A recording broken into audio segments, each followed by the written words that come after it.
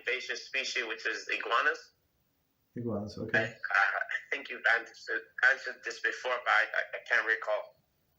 Because I've heard it today by somebody saying that you're allowed to kill these animals, but I'm not sure. Are we allowed to kill these animals, iguanas, just because they said, or Torah, or no?